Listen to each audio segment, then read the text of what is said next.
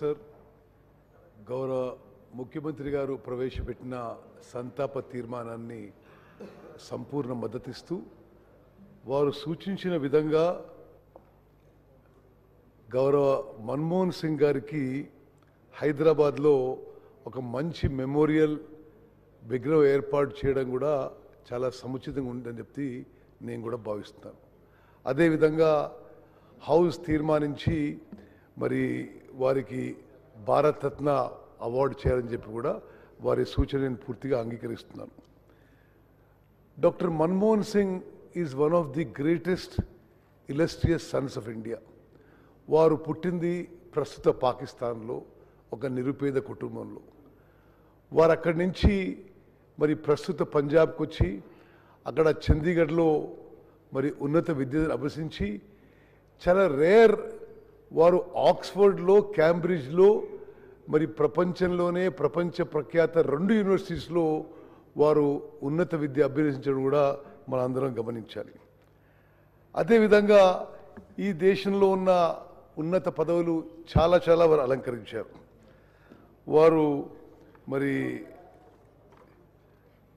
Finance సెక్రటరీగా ఉన్నారు government of ఇండియాగా, రిజర్వ్ బ్యాంక్ ఆఫ్ ఇండియా గవర్నర్గా ఉన్నారు, ప్లానింగ్ కమిషన్ డిప్యూటీ చైర్మన్గా ఉన్నారు, మరి యూనివర్సిటీ గ్రాంట్స్ కమిషన్ చైర్మన్గా ఉన్నారు, మరి దేశానికి గొప్ప ఆర్థిక మంత్రిగా ఉన్నారు, మరి రాజ్యసభలో లీడర్ ఆఫ్ అపోజిషన్గా ఉన్నారు, మరి 10 ఏళ్ల పాటు మరి భారతదేశానికి ప్రధానమంత్రిగా ఉండి అద్భుతమైన సేవలు అందించిన విషయం కూడా మరి ఈరోజు గుర్తు చేసుకోవాలి. మరి ముఖ్యమంత్రి గారు అన్నట్టుగా ల్యాండ్ అక్విజిషన్ విషయంలో ఒక ల్యాండ్ మార్క్ లెజిస్లేషన్ తీసుకోవడం జరిగింది. ల్యాండ్ అక్విజిషన్ విషయంలో ఎప్పుడు కూడా కాంగ్రెస్ పార్టీ మరి టాప్ లీడర్షిప్లో ఒక భావన ఏంటంటే ఈ ల్యాండ్ అక్విజిషన్ చేసినప్పుడు ఒక మానవీయ దృక్పథంతో ఒక హ్యుమానిటేరియన్ యాంగిల్తో మరి ఎవరినైతే మనం డిస్ప్లేస్ చేస్తున్నామో, ఏదో డెవలప్మెంట్ చేస్తామని లేదా ఇండస్ట్రీస్ పెడతామనో లేదా ప్రాజెక్ట్స్ కడతామనో లేదా మరో కారణంగా ఎవరినైతే డిస్ప్లేస్ చేస్తున్నామో అన్ని విధాలుగా వారికి మరి కంపెన్సేషను, రీలొకేషను, సరి అయిన R&R ఉండాలని చెప్పి మరి మన్మోహన్ సింగ్ గారు ప్రధానమంత్రిగా ఉన్నప్పుడు ఒక ల్యాండ్ అక్విజిషన్ యాక్ట్ తీసుకురావే విషయం మనం గుర్తు చేసుకోవాలి. అదేవిధంగా స్వాతంత్రం తర్వాత అడవుల్లో ఉండే అడవి బిడ్డలకి వాళ్ళు అడవుల్లో మరి డ్రిఫ్టింగ్ అగ్రికల్చర్ చేసుకుంటూ ఉంటారు. వారికి ఆ పోడు భూముల మీద ఏ హక్కు ఉండకపోవడంతో చాలా ఇబ్బంది పడుతూ ఉండేవాళ్ళు.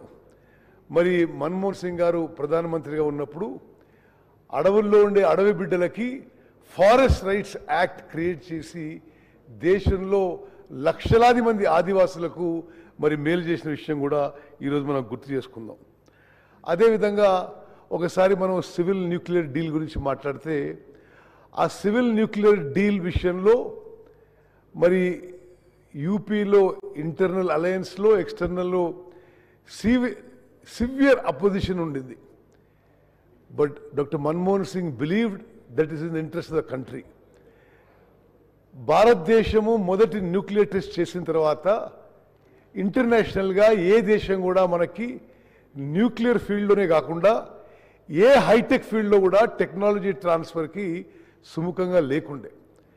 అయితే యుఎస్తోని చర్చలు జరిపి ఈ సివిల్ న్యూక్లియర్ డీల్ మనం అగ్రిమెంట్ అయితే మరి న్యూక్లియర్ ఫీల్డ్లో కానీ ఇతర హై టెక్నాలజీలో కానీ మరి కోఆపరేట్ చేయవచ్చని చెప్పి అమెరికా నుంచి సంకేతాలు వస్తే ఆ రోజు కేంద్ర ప్రభుత్వం పడిపోయే పరిస్థితుందా మరి డాక్టర్ మన్మోహన్ సింగ్ గారు దేశానికి ఏది మంచిది అయితే చేయాలనే ఉద్దేశంతో సివిల్ న్యూక్లియర్ డీల్ ఏ విధంగా పుష్ చేసి మరి పార్లమెంట్లో పాస్ చేసిందో మనం అందరం గుర్తుపెట్టుకుందాం.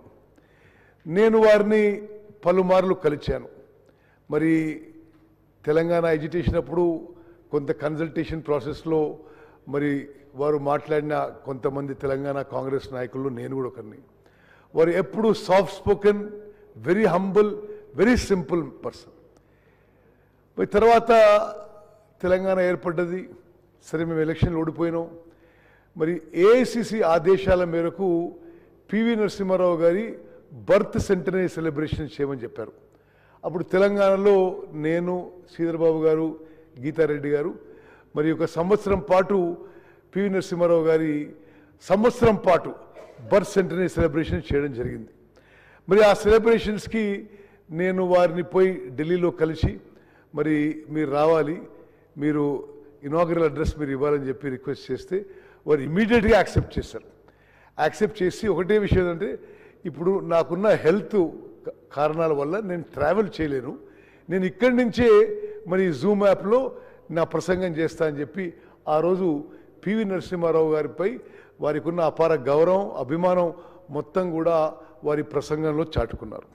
మరి అదేవిధంగా నేను ప్రస్తుత ముఖ్యమంత్రి, ఆనాటి ఎంపీ, అదేవిధంగా ఆనాటి ఎంపీ వెంకటరెడ్డి గారు మేము పార్లమెంట్లో బయట ఒక దగ్గర కూర్చొని ఉంటే లోక్సభ అండ్ రాజ్యసభ ఎంపీసు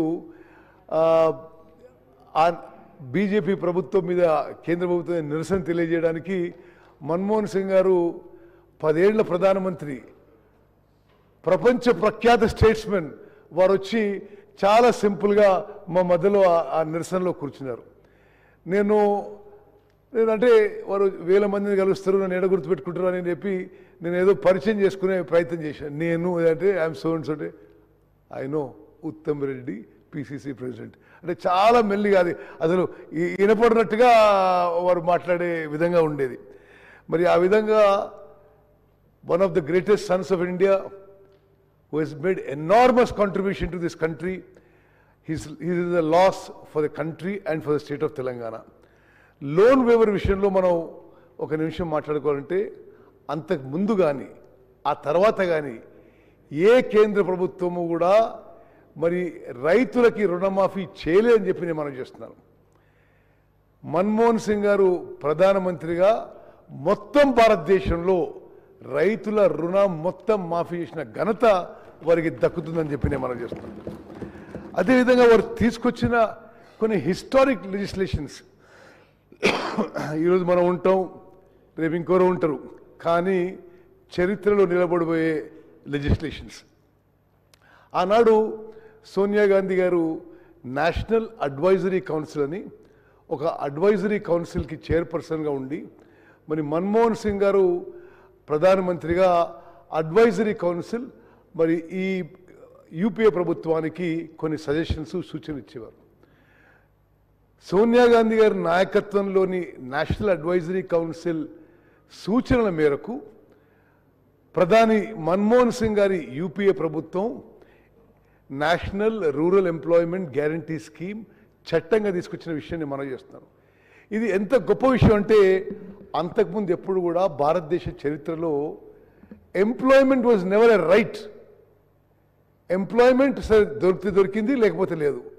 కానీ గ్రామీణ భారతదేశంలో ఈ రూరల్ డిస్ట్రెస్, ఫైనాన్షియల్ డిస్ట్రెస్ చాలా ఉందని, ఈ మైగ్రెంట్ లేబర్ ప్రాబ్లం చాలా తీవ్రంగా ఉందని గమనించి మనము రూరల్ ఇండియాకి ఏదో విధంగా మరి ఈ మైగ్రెంట్ లేబర్కి, ఈ పని దొరికిన లేబర్కి మరి ఉపాధి కల్పించాలి, కొంత రూరల్ ఎకానమీకి కొంత అమౌంట్ పంపించాలని ఒక మంచి ఉద్దేశంతో ఎన్ఆర్ఈజీ స్కీమ్ మొదలుపెట్టడం జరిగింది.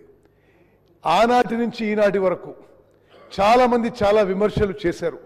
కానీ even today the main stay of rural economy in India is the Mahatma Gandhi national rural employment guarantee scheme. అదేవిధంగా ప్రభుత్వంలో ఉండేవాళ్ళు ఎవరు కూడా వాళ్ళని ఇతరులను ప్రశ్నించడం ఎవరికి ఇష్టం ఉండడం లేదు, రాష్ట్ర ప్రభుత్వాలకు కానీ కేంద్ర ప్రభుత్వాలకు కానీ. మరి మనం చూస్తున్నాం, అంటే ముందు కూడా కేంద్ర ప్రభుత్వాలను చూస్తున్నాం, తర్వాత కూడా చూస్తున్నాం, రాష్ట్ర ప్రభుత్వాలను చూస్తున్నాం.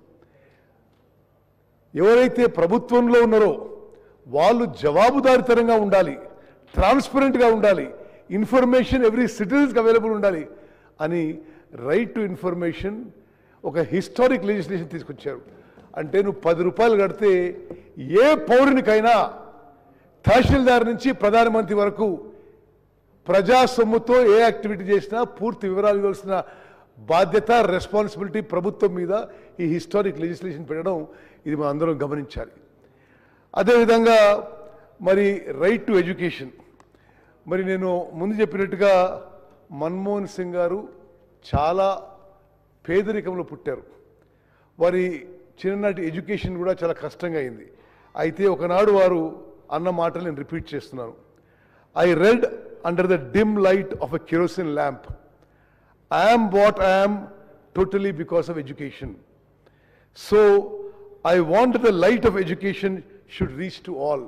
ఇది మన్మోహన్ సింగ్ గారి మాటలు. ఈ మాటలు అని వారు రైట్ టు ఎడ్యుకేషన్ తీసుకొచ్చారు. అంటే 6 ఏళ్ల నుంచి 14 ఏళ్ల వరకు ప్రతి పిల్లవాడికి education is a fundamental right. భారతదేశంలో అంతకుముందు ఎక్కడ లేదు. దానికి అనుగుణంగా మరి కేంద్ర ప్రభుత్వాలు కానీ రాష్ట్ర ప్రభుత్వాలు కానీ ఎడ్యుకేషన్ ఇన్ఫ్రాస్ట్రక్చర్ క్రియేట్ చేసి మరి ఇన్ని కిలోమీటర్ల లోపల 6 ఏళ్ల నుంచి 14 ఏళ్ల లోపల ఉండే అందరి పిల్లలకి మరి ఎడ్యుకేషన్ ఈజీగా ఫ్రీగా అందుబాటు ఉండే విధంగా ఈ చారిత్రక చట్టం తీసుకొచ్చిన విషయం కూడా ఈరోజు మనం గుర్తు చేసుకుందాం. అదేవిధంగా ఫుడ్ సెక్యూరిటీ యాక్ట్, దేశంలో ఎవరు కూడా ఆకలి చావులు చావొద్దనే ఉద్దేశంతో మరి ఫుడ్ సెక్యూరిటీ యాక్ట్ అని ఒక చారిత్రాత్మక ఒక హిస్టారిక్ లెజిస్లేషన్ మన్మోహన్ సింగ్ గారి ప్రభుత్వం తీసుకొచ్చింది. దాని కిందనే ఇప్పటి ప్రభుత్వాలు కూడా మరి తెలంగాణలో కూడా ప్రతి పౌరునికి 6 కిలోల బియ్యం ఉచితంగా ఇవ్వబడుతుందని చెప్పి నేను మనవి చేస్తున్నాను. చివరిగా స్పీకర్ గారు, it is a historic day for the Assembly of Telangana. The person who played a key role, instrumental role in the creation of Telangana, we are all paying tribute to him.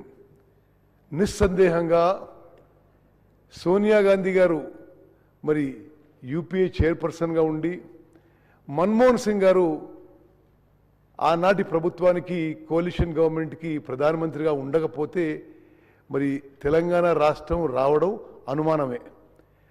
వారు ఇరువురు కూడా తెలంగాణ రావడానికి ఏమేమి చేయాలో అన్ని చర్యలు తీసుకున్నారు. ఆ రోజు మరి ఒకటి కాంగ్రెస్ పార్టీ నష్టపోతుంది అందరికీ తెలుసు.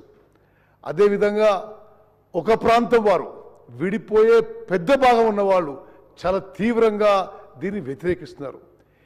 ఎవరేమనుకున్నా సరే మరి తెలంగాణ రాష్ట్రం ఇవ్వాలనే దృఢ సంకల్పంతో సోనియా గాంధీ గారు మన్మోహన్ సింగ్ గారు ముందుకు పోయినందుకే ఈరోజు తెలంగాణ రాష్ట్రం ఏర్పడదని చెప్పి ఈరోజు శాసనసభలో మనం రికార్డ్ చేసుకోవాలి. ఎందుకంటే ఆ రోజు మనం పరిస్థితి గమనిస్తే కాంగ్రెస్ పార్టీ అధికారంలో ఉంది. లోక్సభలో మరి చాలామంది సభ్యులు దాన్ని వ్యతిరేకిస్తున్నారు. అయినా సరే ఎవరేమనుకున్నా సరే ఇది న్యాయం, ఇది ధర్మం, ఇది చేయాల్సిన పని, ఇది మాట ఇచ్చినామని చెప్పి లోక్సభలో ఈ తీర్మానము ఈ చట్టం పాస్ చేశారు. అదేవిధంగా రాజ్యసభలో చట్టం పాస్ చేశారు. అదేవిధంగా president of India gazette notification మరి ఇవ్వడంలో కూడా మన్మోహన్ సింగ్ గారి పాత్ర ఇవన్నిటిలో గొప్పదని చెప్పి నేను మనం చేస్తాను. చివరిగా నేను ఆ రోజు తెలంగాణ కాంగ్రెస్ పార్టీ నుంచి ప్రతినిధిగా ఒక విషయం ఈరోజు ఆన్ రికార్డ్ చెప్పదలుచుకున్నాను. ఆ రోజు తెలంగాణ రాష్ట్రం ఇవ్వాలనా వద్దా, ఇస్తే హైదరాబాద్ నగరానికి ఏ స్టేటస్ ఇవ్వాలి, హైదరాబాద్ నగరానికి వచ్చే ఆదాయం ఎట్లా విభజించాలని పలుమార్లు చర్చలు జరిగినాయి. ఆ కన్సల్టేటివ్ మీటింగ్స్లో నేను కూడా తెలంగాణ కాంగ్రెస్ ప్రతినిధిగా పాల్గొన్నాను. ఆనాడు కూడా ఉమ్మడి ఆంధ్రప్రదేశ్లో 23 జిల్లాలు ఉంటే సరే హైదరాబాద్ నగరం was the financial capital, was the financial source of combined Andhra Pradesh also. Srikrishna commission కూడా ఎప్పుడైతే ఆప్షన్ 1 to 5 రాశారో మరి వేరు ఆప్షన్స్ ఇచ్చారు. మరి రాష్ట్రాన్ని విభజించినప్పుడు హైదరాబాద్ ఇట్లా చేయాలి అట్లా చేయాలని. కానీ నేను ప్రత్యక్ష సాక్షిగా మనవి చేస్తున్నాను, ఆనాడు సోనియా గాంధీ గారు మన్మోహన్ సింగ్ గారు తీసుకున్న నిర్ణయం అండ్ అన్ఎన్కంబర్డ్ హైదరాబాద్ అంటే ఎటువంటి ఆంక్షలు లేకుండా Hyderabad will be A capital of Telangana, all revenue Hyderabad will come to Telangana అనే నిర్ణయం తీసుకొని ఈరోజు తెలంగాణ రాష్ట్రం ధనిక రాష్ట్రం కావడానికి, ఫర్ తెలంగాణ రాష్ట్రం, for Telangana state to be the map of India, for the Hyderabad to be the fastest growing city in the country, and for Telangana to be fastest growing city. I mean, it is a contribution of Sonia Gandhi and Manmohan Singh. Speaker garu, nenu variki ఘనంగా నివాళులర్పిస్తూ ముగించుకుంటాను. జై హింద్. గౌరవ సభ్యులు మీర్ జుల్ఫికర్ అలీ.